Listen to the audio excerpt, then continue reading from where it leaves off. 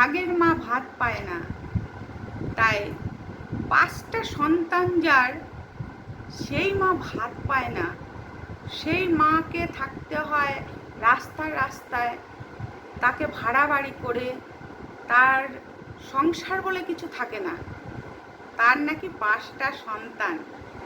যখন ছোট ছিল সবাই, তখন সবাই বলতো, প্রশান্তর মা, তোমার আর কোনো কষ্ট রইল না, তোমার একটা মেয়ে হলো না, তোমাকে টাকা পয়সা খরচা করে তোমাকে কিন্তু বিয়ে দিতে হবে না, তোমার পাঁচটি ছেলে হয়েছে, পঞ্চ পাণ্ডব যাকে বলা হয়। তাহলে তোমার ছেলেরাই তো ঘর লক্ষ্মী নিয়ে আসবে, ঘরে টাকা পয়সা নিয়ে আসবে, বউ নিয়ে আসবে, আবার তারা জিনিসপত্র দিয়ে ঘর ভরিয়ে দেবে। তখন প্রশান্তর মা শুধু বলতো, ভবিষ্যতে যদি তুমি বেঁচে থাকো তুমিও দেখবে, আর আমি তো বেঁচে থাকলে তো আমি ভোগ করবই, দেখে নেবে গো। তাই এরমভাবে দিন চলতে চলতে প্রশান্তর মা, যার 5টি ছেলে, একটিও মেয়ে ছিল না, তা আস্তে আস্তে তারা বড় হলো, তারা বিয়ে করলো, বিয়ে করে সংসার পাতলো। মা রইল তাদের কাছে। মা থাকতে থাকতে এবার প্রত্যেকটা ছেলে যখন বিয়ে করলো, মানে পঞ্চপাণ্ডব যখন বিয়ে করলো, তখন প্রশান্তর মা বলল যে, তোমাদের তো সবার বিয়ে হয়ে গেছে, এবার বলো আমি কার কাছে থাকবো। এবার প্রত্যেকটা ছেলে বলা শুরু করলো, আমি তো রাখতে পারবো না, আমার তো অত আয় নেই মা। তখন মেজো ছেলেও একই কথা, সেজো ছেলেও একই কথা, ছোট ছেলেও একই কথা, তার আগের ভাইও একই কথা।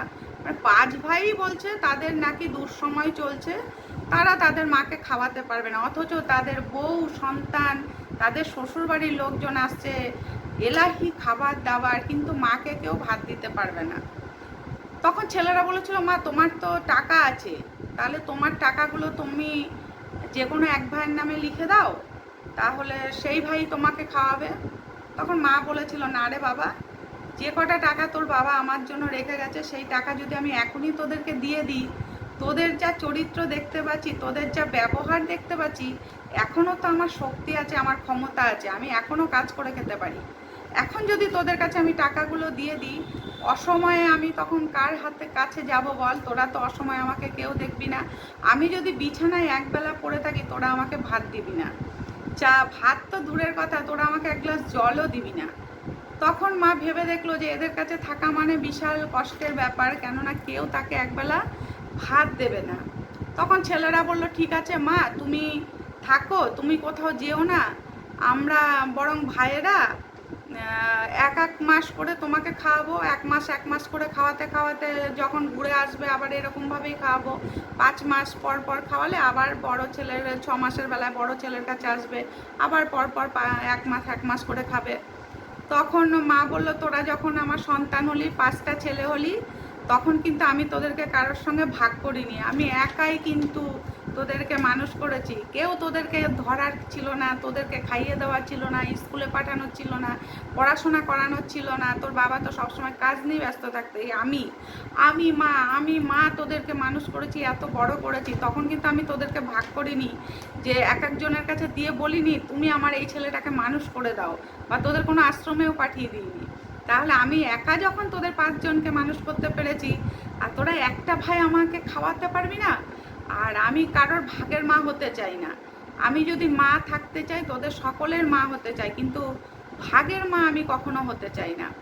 তখন ছেলেরাও খুব মনে কষ্ট পেল যে সত্যিই তো, মা তো আমাদের গর্ভে রেখে 10 মাস 10 দিন করে রেখে এত কষ্ট করে আমার মা আমাদেরকে মানুষ করেছে, বাবা তো বাড়িই থাকতো না, তাহলে সেই মাকে আমরা এত কষ্ট কি করে দিই।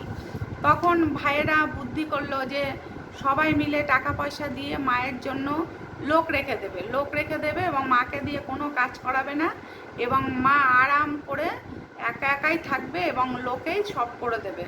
তখন 5 ভাই মিলে মাকে সব কিছু জোগাড় করে দিল, রান্নার লোক রেখে দিল, কাজের লোক রেখে দিল। তাদের অর্থ যেটুকুই থাকুক না কেন, মায়ের কষ্টটা লাস্টে ওই ছেলেরা বুঝতে পেরেছিল, তাকে আর ভাগের মা হতে হয়নি, কেননা সে চায়নি যে সে 5 সন্তানের ভাগের মা হোক।